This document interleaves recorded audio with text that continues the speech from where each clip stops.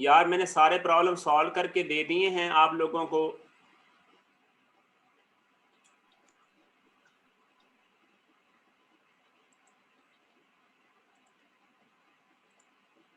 हमने काफ़ी सारे प्रॉब्लम आपको सॉल्व करके दे दिए, आप बस टाइम लगा के ना इनको अच्छी तरह कर लें। जो एग्ज़ाम में इसी लेवल का प्रॉब्लम आएगा, कोई और वो प्रॉब्लम नहीं आना जो आपकी कंसेप्ट जिसके ना दिए हों। सही है? तो इन प्रॉब्लम्स को आप समझें कि ये कैसे किया है। अभी स्टूडेंट ने ये क्वेश्चन किया कि सर ईयर्स में 1 मिनट, कि स्टूडेंट ने जो है ना वो ये क्वेश्चन किया है अनफॉर्चुनेटली, ठीक है, कि स्टूडेंट ने अभी जो है वो ये क्वेश्चन किया है कि यार ये आंसर ईयर्स में निकालना ज़रूरी है या नहीं। तो मैंने बता दिया कि भाई सेकंड में बहुत ज़्यादा बन जाता है, आपने इसको आवर्स में भी ज़्यादा बन रहा है, तो आपने इसको छोटी यूनिट में कन्वर्ट करना है जिसको आसानी से बताया जा सके। तो हमें 6 ईयर्स कहता है तो हमें पता चल जाता है कि यार इतना अरसा है। अब वो कहेगा 1,94,44,460 या पता नहीं 1 खरब, तो वो सेकंड बताने में जो है ना वो मुश्किल होती है। आंसर भी ये चेक करें कि कितना दिया हुआ है। ये देखें टी कितना दिया हुआ है 6.16 ईयर्स, ये पढ़ें टी 6.1 ईयर्स दिया हुआ है ना। तो एस कितना निकला है, एस भी निकाल दिया है आपको आगे। ये देखें डिस्प्लेसमेंट एस निकालना है, हाँ ऊपर कर दिया यहाँ पे, ये देखें एस निकालना है तो वो कितना आ जाएगा। एस डायरेक्ट देखें ना, इस इक्वेशन में पुट कर दें तो 14.58337, ये इतने जो है ना वो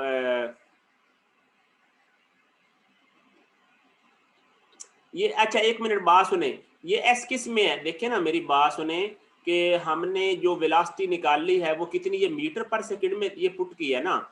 तो मीटर में इसका मतलब है कि ये टाइम को जो एस है अगर हमारे पास मीटर में, अगर हम इसको किलोमीटर में कन्वर्ट कर दें तो कितना बन गया 14.583 बन जाएगा ना। तो ये मैंने किलोमीटर में कन्वर्ट करके लिख दिया है और उसको मल्टीप्लाई किसके किया है, सेकंड के साथ।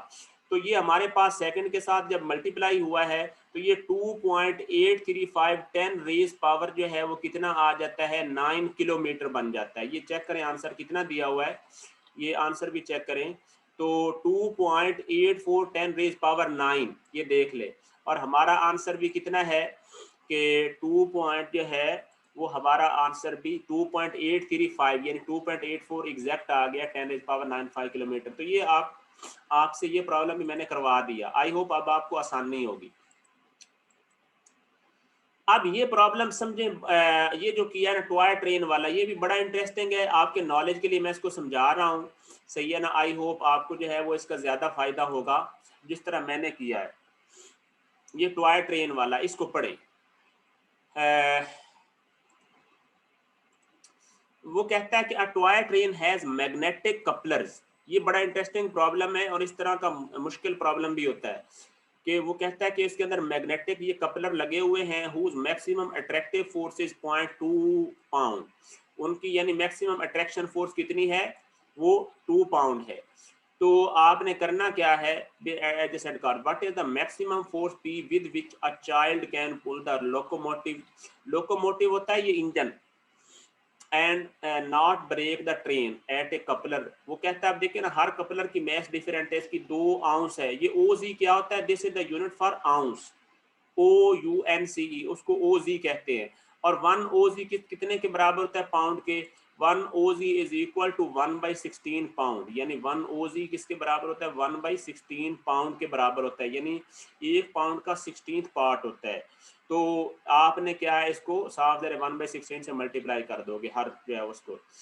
इफ वो कहता है कि if P is slightly in exceeded which coupler fails. वो कहता है कि इन जो है वो कितने कपलर लगे हुए, 1 2 3 4, 4 कपलर में से कौन सा पहले फेल होगा। Neglect the mass and friction associated all wheels. Problem आसान सा है, भला कैसे किया है देखें। इस पे आ जाएंगी 3/18। हमने सबसे पहला क्या काम किया, हमने टोटल जो है वो यूनिट को कंसीडर करके हमने क्या किया कि उसका टोटल का एक्सेलेरेशन निकालना है।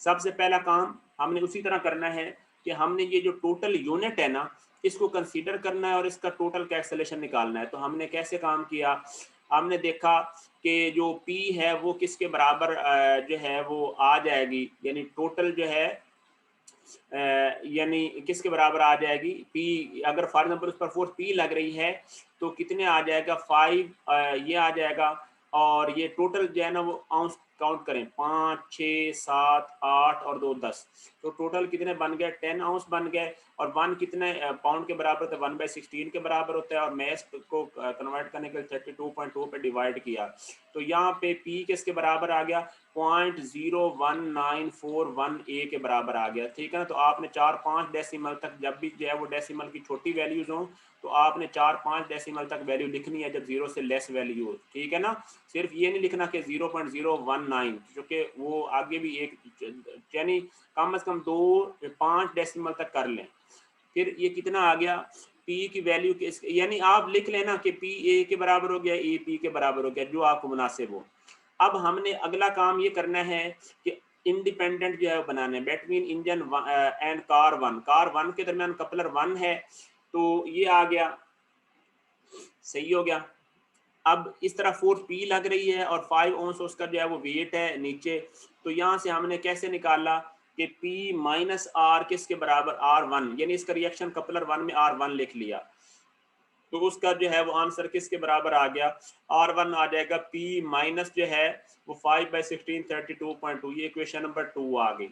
इसी तरह आपने रिएक्शन R के वैल्यूज निकालते जाना है, निकाल ली कार A1 और 2 के दरमियान क्या हो जाएगा, इधर रिएक्शन 1 आ जाएगा, यह कि देखें ना अट्रैक्शन क्या हो जाएगी, ये वाला जो है वो 1 इसको इस तरफ खींच रहा होगा, लेकिन जब 1 ओजी वाला आ जाएगा तो फिर क्या हो जाएगा, यानी इस कपलर 2 की जब आप रिएक्शन बनाएंगे ना, ये देखें कि कार 1 और 2 के दरमियान, कार 1 और 2 के दरमियान जो है वो ये कपलर 2 लगा हुआ है, तो रिएक्शन जब R2 निकालना है तो इस पे क्या हो जाएगा, ये रिएक्शन R1 इस तरफ हो जाएगा और R2 का इस पे इस तरफ हो जाएगा, ये देख लें। तो ये रिएक्शन जो है वो R1 इस तरफ, R2 इसको इस तरफ खींच रहा होगा, 10 OZ ये आ जाएगा R2 माइनस R1, ये देखें इस तरफ जो है वो R2 देखो ये आ गया R1, देखें ना इस तरफ है जो कि वो आगे जा रहा है, तो माइनस R2 और 1/16 32.2, तो ये आ जाएगा। इसी तरह आपने हर कपलर के लिए इक्वेशन लिखनी है बिटवीन कार 2 एंड 3, इस अंदर R3 आ जाएगा और इधर क्या आ जाएगा R2 माइनस R3 1/16, ये आ जाएगा। फिर कार 3 एंड 4 के दरमियान कितना आ जाएगा, ये 1 OZ और ये R4 आ गया इधर और R3 आ गया, R3 माइनस R4 1/16, ये इस तरह लिख लेना है। कार 4 के दरमियान जो है वो साफ ज़ाहिर है कितना आ जाएगा, ये जो है वो ये 2 OZ के बराबर था, तो इस पे सिर्फ R4 हो जाएगा। यहाँ से हमारे पास R4 कितना आ जाएगा, वो आ जाएगा ये, ठीक है ना। अब आप देखें कि हमें आंसर कितना दिया हुआ है, कि अगर हम देखें ये हम निकाल लेंगे, फिर इनको साइमल्टेनियसली सॉल्व करके इक्वेशन 2 एंड 3, अब ऊपर यार सारे नंबर दिए हुए हैं, आप पढ़ना इक्वेशन नंबर 2 कौन सी, इक्वेशन नंबर 2 ये है, और इक्वेशन नंबर जो है वो 3 ये है, इक्वेशन नंबर 2 ये है, और इक्वेशन क्योंकि इसमें वैल्यू पुट कर देनी है ना, आपने क्या काम करना है, ये R1 की वैल्यू इधर पुट कर देंगे तो R2 जो है वो आ जाएगा, सही होगा ना। R1 की वैल्यू इधर पुट करेंगे तो ये आ जाएगा 2 एंड 3 से, यानी हर एक को आपने P और A की फॉर्म में निकाल लेना है, सही है। तो आप देखेंगे कि R2 इसके बराबर आ जाएगा, R2 आ जाएगा P माइनस 6/A, ठीक है। फिर 4 एंड 2 करेंगे तो R3 आ जाएगा P माइनस 7A, और 5 8 करेंगे तो P आ जाएगा 8A, ये आते जाएंगे। फिर अब आपने अगला काम क्या करना है कि फॉर हमें रिएक्शन कितना दिया हुआ है, तो वो उसने बताया हुआ कि जो ट्रैक्टिव फोर्स है वो कितनी है, जो इसके दरमियान ये 0.2 पाउंड की अट्रैक्शन है ना, तो हमने वो पुट कर दी। इक्वेशन हमने किसके दरमियान हमने लिखा कि R 0.2 के बराबर इक्वेशन 1 डैश एंड 2 के बराबर जो है वो निकाला, तो हमने यहाँ से देखा कि P किसके बराबर आ जाएगा 0.2, ये फोर्स है, ठीक है, और ये जो है वो P आ गया, ठीक है। यार मैंने कहा था कि आप अपने क्वेश्चन मुझे ना वॉइस कर दिया करें, अब ये स्टूडेंट जो है ना वो क्वेश्चन कर रहा है, तो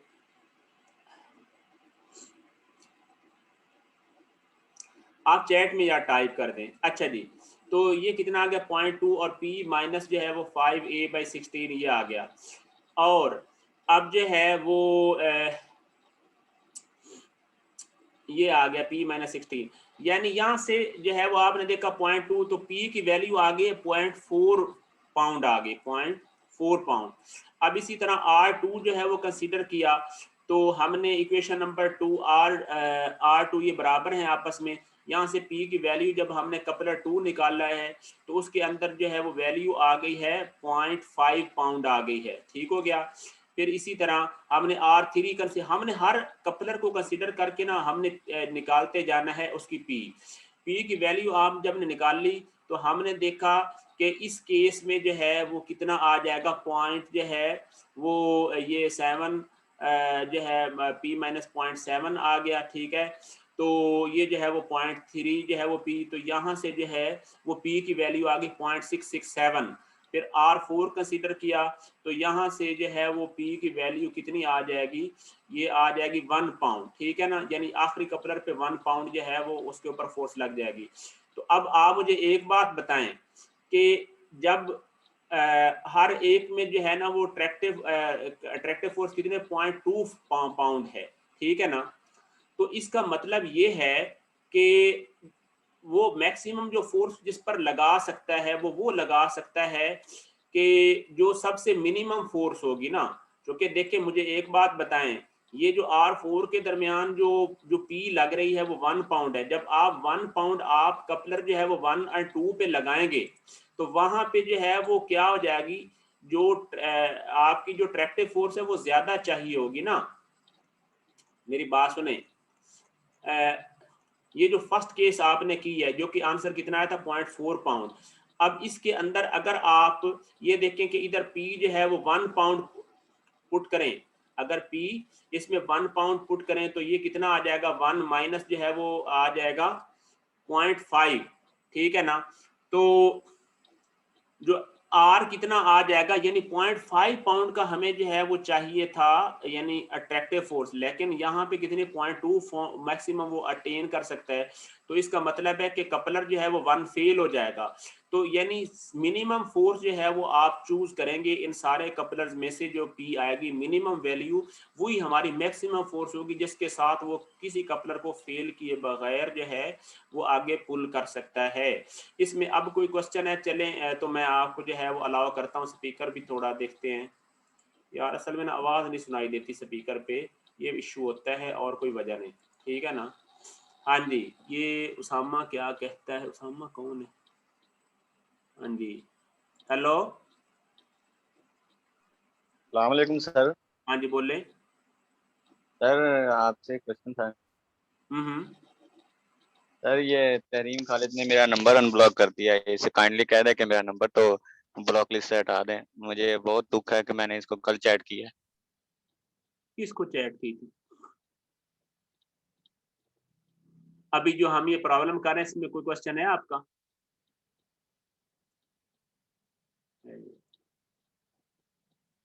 अच्छा जी, ये तहरीम खालिद है जी, कोई क्वेश्चन इसको पूछ ले। हेलो, जी सर, ये मुझे ना रात के टाइम गंदी गंदी पिक्चर सर्व करता है ये। अच्छा जी, ठीक हो गया। अच्छा, ये उमेर जो है इसको तो रिमूव भी कर दिया। अच्छा, ये जो उमेर है, यार एक मिनट सर, इसको रिमूव कर सर, ये तहरीम खालिद फेक है। अच्छा फेक है, चले नहीं यार, असल में इनको जो है ना वो लिंक तो आप ही भेजते हैं ना। अच्छा, अब मेरा ख्याल है चैट में टाइप करें, ठीक हो गया। तो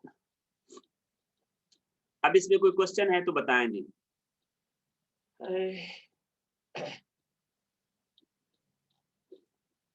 यार आप मुझे ना वॉइस कर दिया करें शाबाश। अब कोई क्वेश्चन हो तो आप ग्रुप में मुझे वॉइस कर दें, मैं आपके आंसर दे दूंगा। क्योंकि ये प्रॉब्लम जो है ना वो इस तरह जो है ना वो करना है, बात आसान सा था, तरीक़ाकार बिल्कुल आसान है, मुश्किल नहीं है। इक्वेशन जो है ना वो मल्टीपल राइट करना, और आखिर पे यानी क्या है कि आपने P हमेशा वो निकालनी है जो मिनिमम आएगी, क्योंकि वो मिनिमम फोर्स लगेगी तो किसी कपलर में फेलवर नहीं होगी, अदरवाइज जो है वो फेल हो जाएगा। ठीक हो गया, चले जी अब आ जाएंगे उस पे। ये प्रॉब्लम 19 भी मैंने नहीं किया, इसको भी आपने करना है खुद। फिर अब जो है वो 19 और 20 भी जो है वो मैंने नहीं किए क्योंकि ये आसान थे और ये आपके छोड़ दिए। 21 भी नहीं किया, इसको भी आपने देखना है। आगे मैंने प्रॉब्लम किया है 22। ये प्रॉब्लम जो है, जो 22 है, ये थोड़ा सा एम बस कंसेप्ट है, सिर्फ एक लाइन का है, लेकिन इसको मैंने किया है सिर्फ समझाने के लिए। देखिए जी 22 में वो कह रहा है कि अ बाईसाइक्लिस्ट finds the she descends the slope theta 1 3 degree at certain instants constant speed with no braking or pedaling required. The slope changes fairly abruptly at theta 2 at point A. If the bicyclist takes no action but continues to coast, determine the acceleration A of the bike just after it passes point A for the condition theta 2 is equal to 5 degree and theta 2 is equal to 0. वो कह रहा है कि ये इधर constant speed के साथ देखें v के साथ जा रहा है, तो वो कहता है कि पॉइंट ए के ऊपर जो है ना वो डायरेक्शन चेंज हो गई, थीटा 2 कितना हो गया 5 डिग्री, पहले 3 डिग्री था, सही है ना, तो अब जो है वो ज्यादा हो गया है, ठीक है ना। और सेकंड केस में क्या है, वो थीटा थोड़ा हो गया यानी 0 डिग्री हो गया। तो आप बताएं कि जो कि एक्सेलेरेशन कितना होगा। तो ये प्रॉब्लम जो कि थोड़ा सा कंफ्यूजिंग था, तो इसको मैंने किया है, ये देखें डायग्राम इस तरह जो है ना वो ये बना दी है, थीटा 1 ये बन गई, Newton second of between theta 2 and theta जो है थीटा 1 थीटा 2 5 डिग्री लगाया, तो किसके बराबर हो गया। आपने देखें जब आपने थीटा 1 के ऊपर एफबीडी बनाई तो हमने देखा डब्ल्यू साइन थीटा 1 बन जाएगा ना, जितना हॉरिजॉन्टल के साथ एंगल होता है उतना ही नॉर्मल के साथ होता है, सही है। तो डब्ल्यू साइन थीटा 1 जो है वो इस पे फोर्स होगी जिसके से वो आगे जा रहा होगा, और फिर जब हम थीटा थीटा 2 पे बनाएंगे तो आ जाएगा डब्ल्यू साइन थीटा 2, सही हो गया। तो अब हमने देखा कि जो जिन फोर्सेस के साथ वो आगे जा रहा है या जो उस पर जो है वो नेट फोर्स जो है वो लग रही है, तो वो कितनी होगी, ठीक है ना। वो मैंने लिखी है कि डब्ल्यू साइन थीटा 2, ठीक है, डब्ल्यू साइन थीटा 2 माइनस जो है वो आ जाएगा डब्ल्यू, ये हमने नेट फोर्स लगानी है ना, ये देखें हमने नेट फोर्स देखनी है कि वो कितनी जो है वो चेंज आई है। तो पहले उसके पास फोर्स कितनी थी, डब्ल्यू साइन थीटा 1 थी उस डायरेक्शन में, और अब फोर्स कितनी है डब्ल्यू साइन थीटा 2। तो हमने देखा कि उस पर यानी जो नेट फोर्स है, जो एक्सेलेरेशन प्रोड्यूस हुआ है वो किसके बराबर हो जाएगा, यानी नेट बॉडी का इनर्शिया जो है वो डब्ल्यू बाई जी एम के बराबर है। तो वो ए है तो डब्ल्यू के साथ डब्ल्यू कैंसिल हो गया, तो यहाँ पे जो है वो आ जाएगा ए आ जाएगा G sine theta 2 minus sine theta 1, सही है। अब साइन थीटा 2 की वैल्यू वगैरह पुट करो तो ए कितना आ गया 0.0348 जी मीटर पर सेकेंड, तो ये वैल्यू आंसर आ गया है। आप चेक करें कि आंसर उसने जो है वो इसका दिया हुआ क्या है, सही है। 3/22 का जो आंसर दिया हुआ है ये देखिए 0.0348 जी डाउन द इंक्लाइन आ गया। डाउन द इंक्लाइन क्यों आया, क्योंकि हमारे पास आंसर आ गया है उसका पॉजिटिव। ओके, अब हम जो अगला पार्ट करेंगे तो उसमें क्या करेंगे, जब इक्वेशन नंबर 1 से थीटा 2 0 है तो डायरेक्ट इस इक्वेशन में आप थीटा जो है वो 2 0 पुट कर दें, साइन जो है वो 0 डिग्री आ जाएगा माइनस साइन 3 डिग्री आ जाएगा, तो आंसर आ गया -0.0523 जी। तो नेगेटिव साइन यही शो करता है कि वो क्या है, यानी एक्सेलेरेशन अब क्या है, वो अप द प्लेन है, यानी वो नीचे नहीं है, ठीक है ना। ये पॉजिटिव आ गया तो इसका मतलब है उसी डायरेक्शन में जिस डायरेक्शन में वो जा रहा है एक्सेलेरेशन। ये नेगेटिव ये शो करता है क्योंकि आगे स्लोप थोड़ी हो गई है तो वो डिसलेट हो रहा है, ठीक है। अब बताएं जी कोई क्वेश्चन है इसमें 22 में, एनी क्वेश्चन एनी स्टूडेंट, जल्दी जल्दी शाबाश चैट में टाइप कर दो यार। असल में आपको पता है कुछ स्टूडेंट जो है वो इसमें फेक ऐड हो जाते हैं गलती से।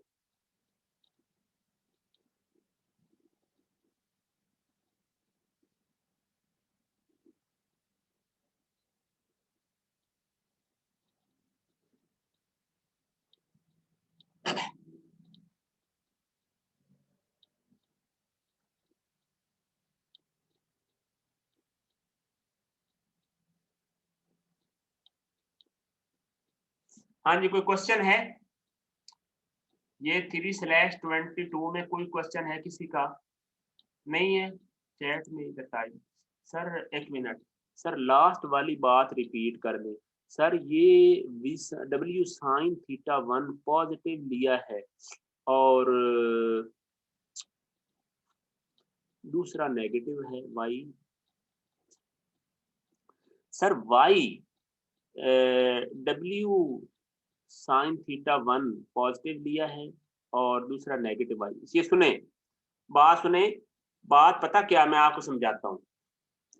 अब वो यहाँ पे ऐसे आ रहा था, अब हमारे पास यहाँ पे फोर्स जिसके साथ वो आगे जा रहा था, क्योंकि नॉर्मल रिएक्शन तो सपोर्ट कर रहा है ना, डब्ल्यू साइन थीटा 1 के साथ उसकी स्पीड थी कांस्टेंट, ठीक है ना, थीटा 3 पे। जब इधर आया तो जो है वो डब्ल्यू साइन थीटा 2 यानी कि फोर्स चेंज हो गई ना, यानी ये जो है वो उसके ऊपर ये फोर्स वेट की वजह से उसके ऊपर ये बननी है, लेकिन उसकी स्पीड वो कांस्टेंट है।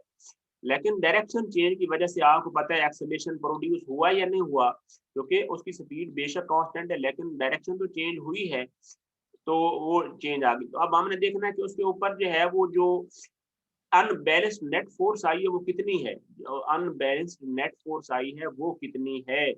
पहले थी डब्ल्यू साइन थीटा 1 और बाद वाली जो है फोर्स आ गई है डब्ल्यू साइन थीटा 2 उसी डायरेक्शन में। तो हमने देखा कि उस पर नेट चेंज कितनी आई है, वो आ जाएगी फाइनल फोर्स माइनस आ जाएगी इनिशियल फोर्स। ये उसूल याद रखने, क्या आ जाएगी, अगर सेम डायरेक्शन में है ना, ये देख लें सेम डायरेक्शन में है तो कितना हो जाएगा, जैसे कहने की एक रिलेटिव फोर्स आ जाएगी जिसके ऊपर जो है वो आपने देखना कि नेट एक्सेलरेशन इस पॉइंट पे कितना जो है वो आया है।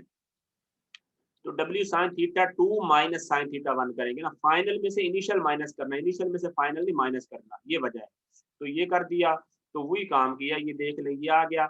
इसमें भी आया तो साफ जाहिर है जो बाद वाला है वो साइन 0 आ गया ना, तो वो पहले आएगा ना हमेशा, क्योंकि फाइनल वैल्यू लेनी है जी के साथ। तो ये बात आ गई। अब कोई क्वेश्चन है तो बता दो।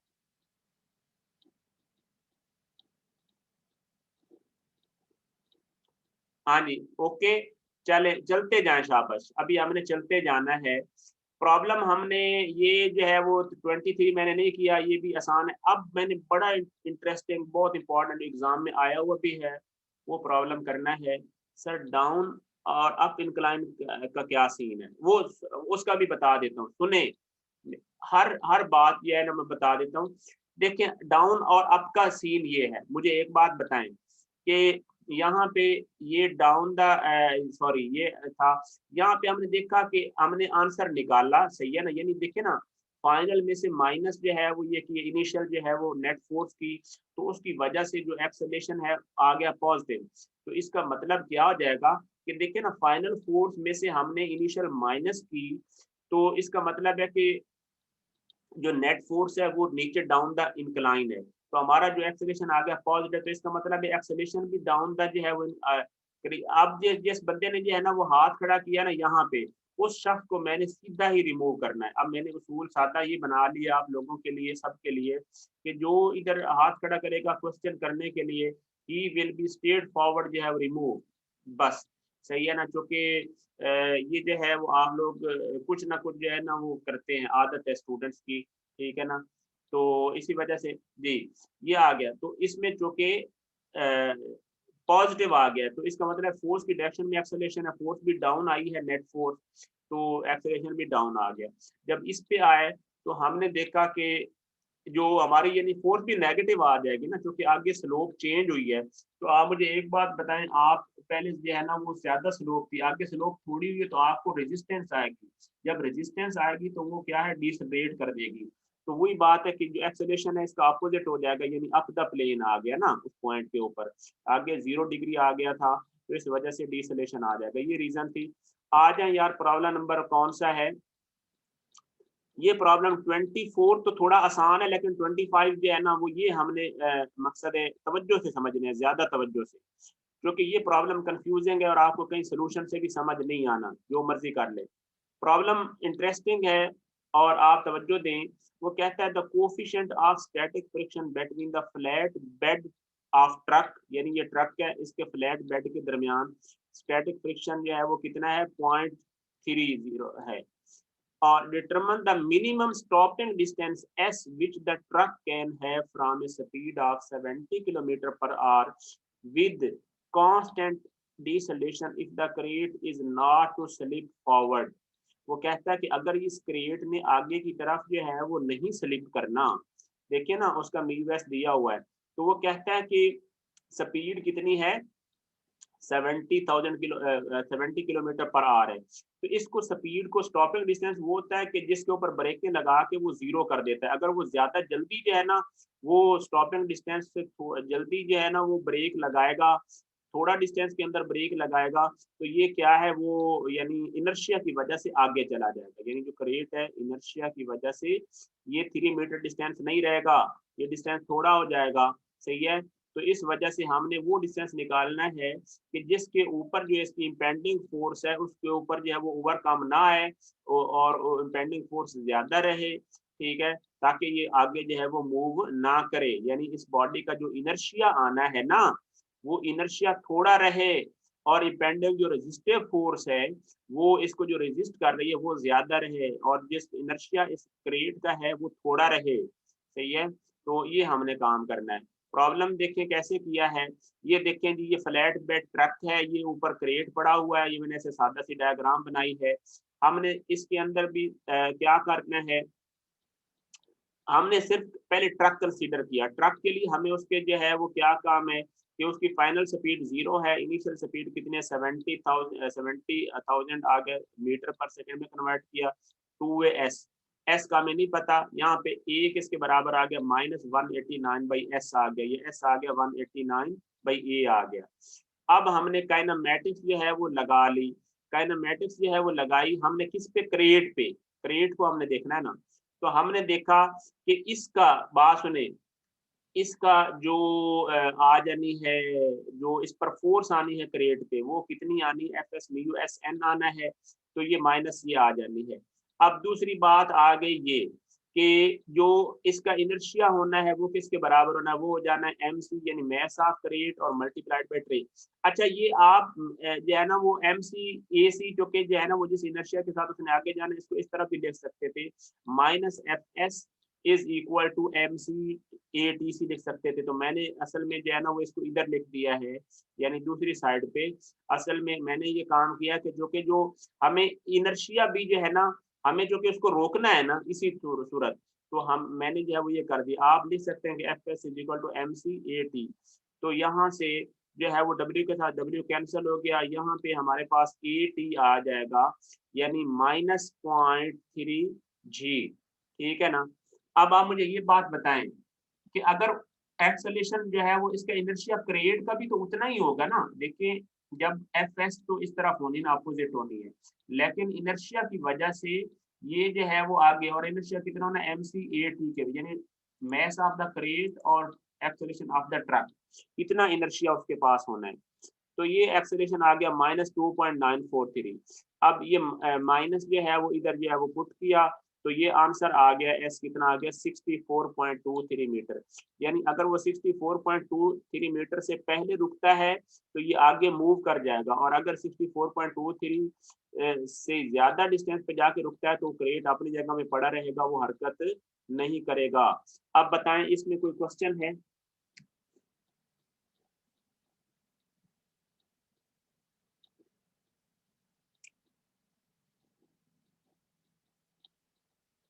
जी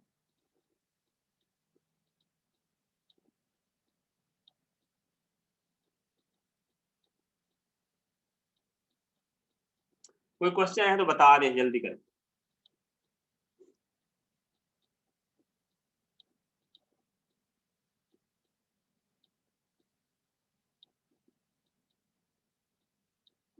हाँ जी कोई क्वेश्चन है इसमें, एनी बॉडी एनी क्वेश्चन। ये देखिए एस कितना आ गया 64.23 मीटर। ओके, अब ये प्रॉब्लम जो है वो समझ आया। आगे आए जी इसका सेकंड पार्ट देखें जो कि सबसे जो है वो इंटरेस्टिंग है। वो ये है कि if the truck of problem 3/24 comes to a stop from an initial forward speed of 70 kilometre per hour in a distance of 50 metre. ये देख लें बिल्कुल वही स्पीड है।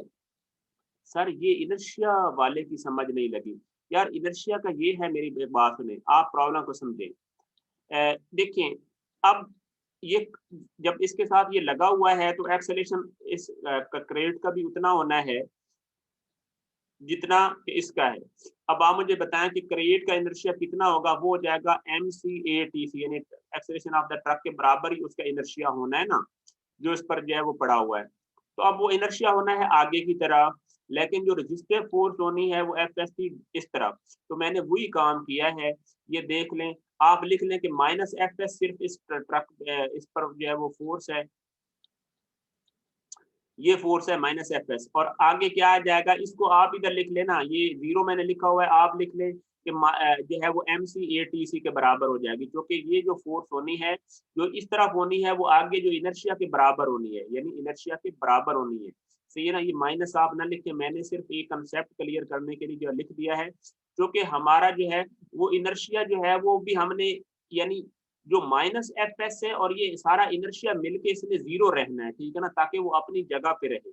ये इसके लिए मैंने जो है ना वो काम किया कि हमें इनर्शिया तो होना इस तरफ होना था, लेकिन मैंने उसका अपोजिट ले लिया, तो हमने उसको रिजल्टेंट जो है वो ऐड कर दिया। आपको याद होगा एक प्रिंसिपल होता है डीएलम्बर्ट प्रिंसिपल, सही है ना, तो वो डीएलम्बर्ट प्रिंसिपल जो है वो लगाया है, जिसको डायनामिक इक्विलिब्रियम कहा जाता है।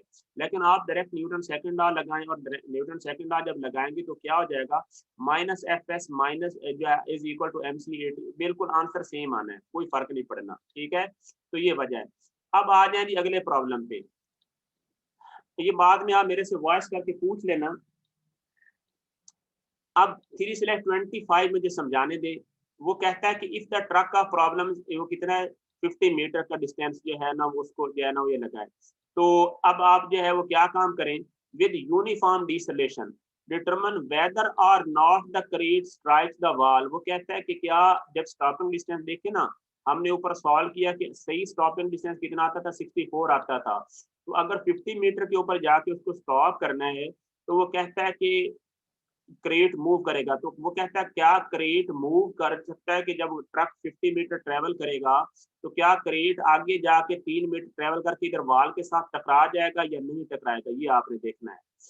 वो कहता है कि if the crate does strike the wall, अगर वो कहता है कि क्रेट स्ट्राइक करता है वॉल के साथ, तो फिर आप उस टाइम बताएं relative speed relative to the truck, यानी इसने आपने स्पीड बतानी है क्रेट की रिलेटिव टू द ट्रक। अब ट्रक की तो उस टाइम जीरो होनी है ना, देखिए अब अगर जो है वो 50 मीटर डिस्टेंस जब ट्रेवल कर लेगा तो उस टाइम ट्रक की स्पीड तो जीरो होनी है। तो आपने देखना है कि उसकी स्पीड कितनी है as the impact occur, use the friction coefficient mu S 0.3।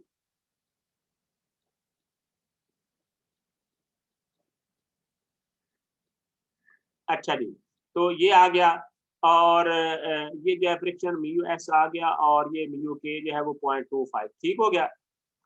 तो ये वैल्यू आ गई, ओके हो गया। अभी इसमें स्टेटमेंट को समझ आई है या नहीं, बस स्टेटमेंट में कोई क्वेश्चन है तो बता दो, जल्दी करो। If you have any question in the statement you can ask.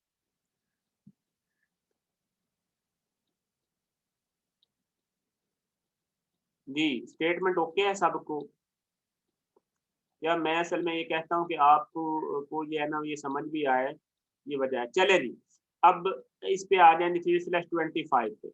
अब हमने क्या किया, डेल्टा एस कितना 50 है, बिल्कुल वही काम किया हमने जो है ना वो यहाँ पे एक्सेलरेशन जो है वो यानी देखिए इनिशियल स्पीड ये है ए और एस 50 है, यहाँ पे हमने एक्सेलरेशन डायरेक्ट काइनेमेटिक्स से निकाल लिया कि एक्सेलरेशन ऑफ ट्रक कितना आ गया, -3.78। ये पढ़ें कितना आ गया, -3.78।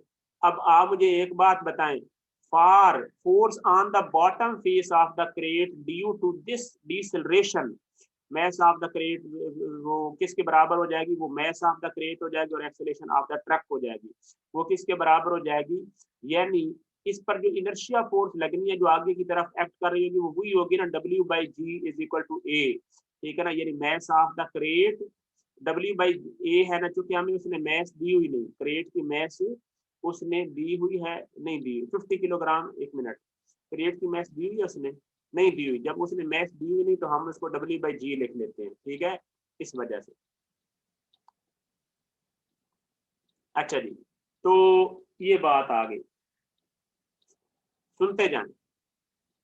है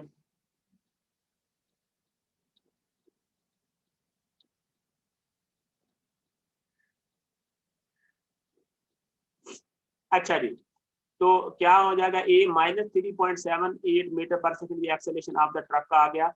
अब बात समझ आई ना, देखो यही इनर्शिया था W/GA, ये बिल्कुल सेम वही बात है यार जो मैंने आपको यहाँ पे बताई थी ना, आपने कंफ्यूज नहीं होना, क्योंकि जो इनर्शिया है वो यही MC/ATC वाला लिखा है, तो वहां पे W/G/AT लिख दिया है, AT लिख दिया, यहाँ पे मैंने सिर्फ A लिख दिया है वही चीज, ये एक्सेलरेशन वही ट्रक का ही है। ये आपका इस तरफ होगा, फोर्स आपकी जो है ना वो ये होगी इस तरफ। अब आपने देखना है, एनालिसिस करना है कि हमने कहा कि यार इस पर इनर्शिया ये लग रहा है फ्रिक्शन फोर्स F है एक्चुअल, तो हमने देखना है कि क्या ये फ्रिक्शन फोर्स जो है वो Fs से कम है या ज्यादा। अभी देखने कैसे करना है कि inertia of the crate with which it goes forward, ये W/Ga क्या है, वो इनर्शिया है जिससे वो आगे जाता है, minus F actual friction force है जो एज्यूम्ड है हमारे पास अभी। यहाँ से हमने देखा कि F इसके बराबर होगी W/Ga, तो हमने इसको जो है वो कैसे किया, हमने कहा कि जो एक्सेलरेशन की जो मैग्नीट्यूड आई थी ना, ये मैग्नीट्यूड आप जस्ट लेना, अभी मैग्नीट्यूड किसके बराबर थी 3.78 थी, क्योंकि हमें एक्चुअल फ्रिक्शन फोर्स की मैग्नीट्यूड हमें चाहिए, जस्ट हमें कंफर्म है कि F की डायरेक्शन तो हमें जो है वो मकसद है अपोज ही करेगी, ठीक हो गया ना। तो 3.78 बाई 9.81, तो ये आ गया 0.3853 W, ये F किसके बराबर आ गई, एक्चुअल इसके बराबर। अब Fs किसके बराबर है, वो 0.3 M के बराबर होती है, तो N W के बराबर है इसका। तो आप मुझे एक बात बताएं, 0.3853 WF जो है वो Fs से ग्रेटर है ना, क्योंकि 38 है, तो इसका मतलब हो गया कि F ग्रेटर देन Fs है, तो इसका मतलब है क्रेट आगे की तरफ मूव कर जाता है। इसका मतलब क्या हो जाएगा कि क्रेट आगे की तरफ मूव कर जाता है और फ्रिक्शन फोर्स जो है वो Fk के बराबर हो जाएगी, यानी 0.25 N और 0.25 W के बराबर हो जाएगी। तो आप चेक कर लें कि 0.25 W जो है वो हमारा 0.38 से कम है, सही है ना, और वो इससे ये आगे 0.3 से भी कम है, तो ये आ गई। तो अब हमने कैनेटिक्स लगाई, और वो कैसे लगाई कि हमने कहा कि माइनस F के उस पर रेजिस्टिंग फोर्स है, और MC/AC यानी एक्सेलरेशन ऑफ क्रेट आ गया, और साथ जो है वो आ गया एक्सेलरेशन ऑफ मैस आ गई क्रेट की। तो ये किसके बराबर हो गया, जो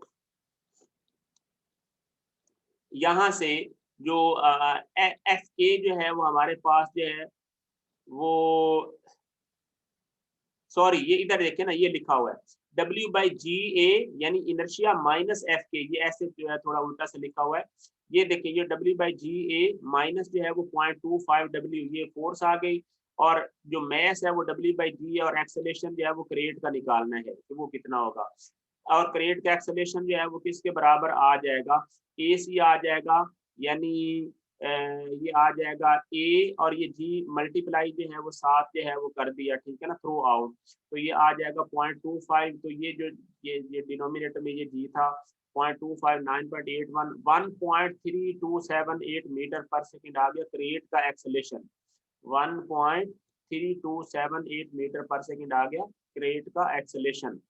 फिर अब ये हो गया कि so the crate moves with this acceleration forward from rest, इससे जो है वो क्रेट क्या है वो हमने अब ये देखना है कि क्या जो है वो जिस एक्सेलरेशन के साथ क्रेट डिस्टेंस कितना ट्रेवल करता है। Now find the distance travelled by the crate on the level bed of the truck forward, calculate the time, मतलब रिक्वायर्ड, पहले time required taken for the truck to cover 50 metre, हमें पता है कि 50 metre में जो ट्रेवल करने में ट्रक को टाइम कितना लगा है, तो हमें पता है डिस्टेंस 50 है, जो ट्रक का एक्सेलरेशन था, ये देखें ट्रक का एक्सेलरेशन था 3.78 था ना, माइनस हमें पता है कि उसका टाइम तकरीबन ये 5 की 2 रूट्स आ जाते हैं, असल में रूट एक ही है, यानी 5 सेकंड तकरीबन लगा है। ट्रक को टाइम कितना लगा है, 50 मीटर का स्टॉपिंग डिस्टेंस ट्रेवल करने में 5 सेकंड लगे, आप रफली 5 सेकंड कह लें, सही है ना। तो अब आप मुझे बताएं कि 5 सेकंड में क्रेट ने डिस्टेंस कितना ट्रेवल कर लेना है। अगर हम कहें कि 5 सेकंड में उस एक्सेलरेशन, जो क्रेट का एक्सेलरेशन था 1.3278, इनिशियल स्पीड 0, इनिशियल जो है वो डिस्प्लेसमेंट क्रेट का भी 0, तो 16.6 मीटर डिस्टेंस क्रेट ट्रेवल करेगा। लेकिन आप मुझे एक बात बताएं, ट्रक की बेड के ऊपर तो डिस्टेंस आगे 3 मीटर के ऊपर तो वाल है, तो इसका मतलब ये हो जाएगा कि वो जो है वो दीवार के साथ क्रेट टकरा जाएगा। ये देखें 16.6 मीटर जो है वो ट्रेवल कर जाना था, किसने, क्रेट ने। सही है। तो लेकिन 3 मीटर का आगे उसके बाद वाल है, तो इसका मतलब डिस्टेंस ऑफ वाल फ्रॉम द क्रेट कितना है, वो 3 मीटर है। तो इसका मतलब क्रेट विल कोलाइड द वाल। अब वो क्रेट ने क्या वाल के साथ कोलाइड कर जाना है। तो what will be the velocity of the crate as it collides. तो हम वेलोसिटी उसकी निकाल लेंगे कि जब डिस्टेंस 3 मीटर है, तो आप देखिए कि इनिशियल वेलोसिटी 0 है, 2a